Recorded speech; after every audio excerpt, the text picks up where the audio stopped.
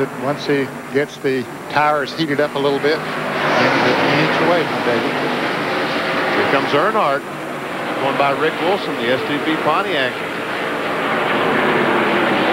I should say he's trying to go by Rick Wilson. Looks like he's going to, well, I don't know. Is he going to make it? I think Rick will probably back off, let him use the corner. Yep. It's the battle for 10th position, by the way. Earnhardt takes 10th, and Rick Wilson is back to 11. I saw Jimmy Hensley right in front of them just a moment ago. He's up in 9th spot.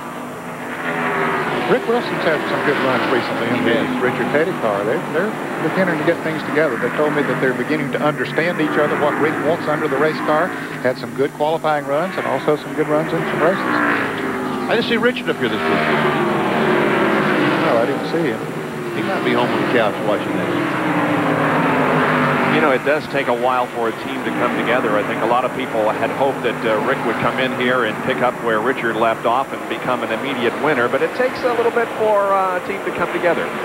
It sure does. Takes quite a while. As a matter of fact, Andy Petrie went over to the Goodwrench team this year, and they were good in Daytona, one of the best cars there, but the last 4 or 5 races is when the Goodwrench Chevrolet has really started to shine, when Andy and Earnhardt and Childers all got their heads together.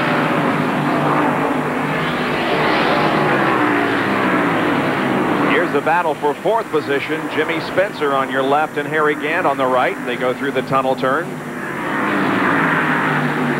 That's Marlin just ahead of them. Just 3rd, 4th, and 5th. There's a slow car. Now that will really hurt Spencer because he has to pass Kerry Teague on the outside and Harry Gant. First and second come off the 3rd turn. Marlin's beginning to move in a little on Davey. Looks like he might be. We see Schrader back there lurking behind Harry Gant. That's Strickland, Phil Parsons, lap down.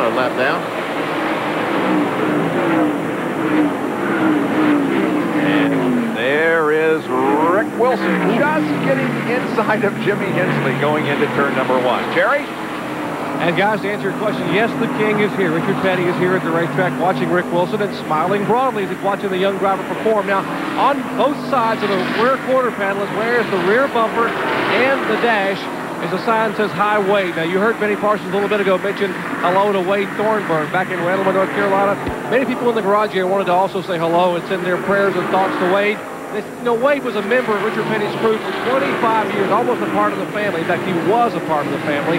7 Winston Cup championships, 200 career victories, a very, very integral part of that team. He is not here. He has been ill for quite some time. And Wade, everyone in the garage wanted us to tell you that their prayers are with you, my friend.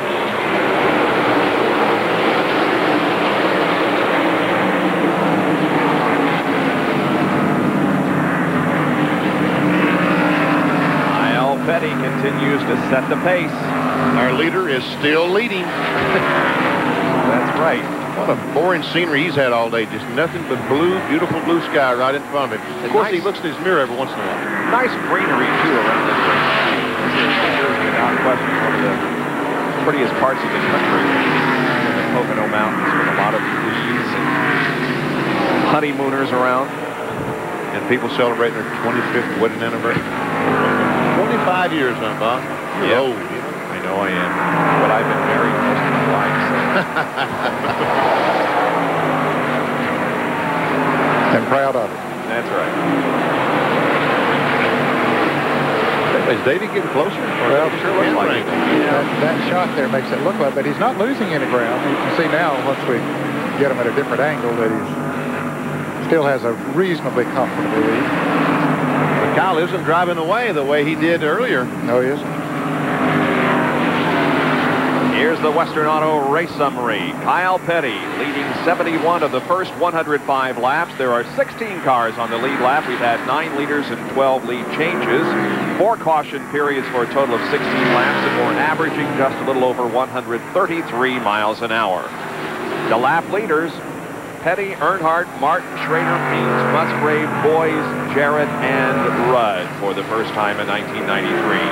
Out of the race, well, they include Graham Taylor, Rusty Wallace, Bobby Hillen, Jimmy Horton, Dick Trickle, Trevor Boys, Derek Cope, Mark Martin, and Darrell Waltrip. Now, the Mechanic of the Year standings, Andy Petrie from Dale Earnhardt's crew is on top with 773 points. Tony Glover is next from Ernie Irvin's team. Buddy Parrott is third with Rusty Wallace. Fourth is Donnie Wingo on the Jeff Bodine car. And in fifth is Ken Howes, who works with Ken Schrader. There's Davey Allison, the second place car right now, trailing Kyle Petty as we have completed 107 laps out of 200 in the Champions Spark Plug 500. We'll be back with more in just a moment.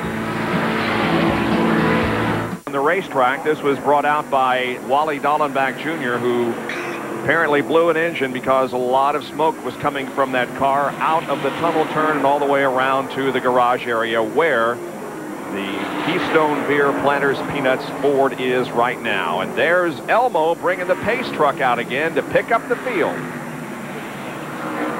And Dale Jarrett got a break, Ned, because he was just in the same straightaway with Kyle Petty to be lapped. So Yep. Sure did. They may raise the hood now and find something wrong with the car. They may be able to repair it. This caution comes on lap 108. Hasn't been all that long since they have made pit stops. But I'll bet you they all come in. Yeah, they might be able to go on one more pit stop after this. It'll be close for some of them, but I don't think so. No, you're right. 45 laps. Yeah, they could. I'm thinking wrong. All right, here they come, and Jerry will send it down to you. And Kyle Petty once again will lead the parade down pit road. Kyle Petty, Jimmy Spencer and company pitting up here toward turn one at the far end of the pits. Kyle Petty looking to pick up his first victory since Rockingham in October of a year ago. Once again, Kyle Petty on the top of your screen. Pontiac on top, Ford on bottom as Kyle's Mellow Yellow crew will change 4 tires and clean the windshield. Watching Davey Allison's crew, Larry McReynolds and the crew now changing that car, making a chassis adjustment, a serious adjustment in the right rear of Davey Allison's car, while left side tires are going out in Kyle Petty's Pontiac. Davey is out, Kyle is out, but Davey was pitting down, and now they race to the line. It looks like Davey Allison will win the race to the line. Kyle Petty is second, and maybe Sterling Mullin is third. Let's go to John Kernan. Dale Earnhardt has shut off the motor. What they've already done is change 4 tires. They've also put a new breather cover on, and you can see where they're spraying a cleaner on the right side on the valve cover, trying to clean away some of the oil. It's not a really serious oil leak. The last time he was in and left pit road, there was just a couple of little drops on the pavement. But the crew will go to work, and you can hear the crowd as they're, some are cheering, some are, well, booing, others are making other noises, I guess you might say. But well, what they did is they took the breather off, they put a little oil in. Danny Lawrence put about a quart of oil in. They've got another quart of oil ready to go in, and they are working furiously with the motors shut off and trying to get him off the pit road before he goes down a lap.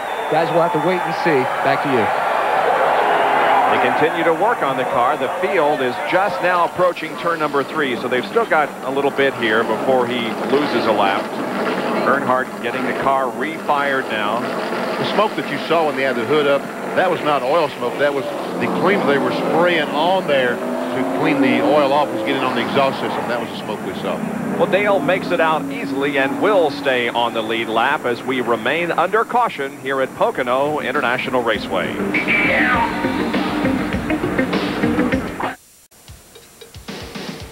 Along Route 903 in northeastern Pennsylvania stands a monument to one of the greatest athletes of the 20th century, Jim Thorpe. The Native American hero of the 1912 Olympics in Stockholm was buried here in 1953, and 2 towns merged to form Jim Thorpe, Pennsylvania.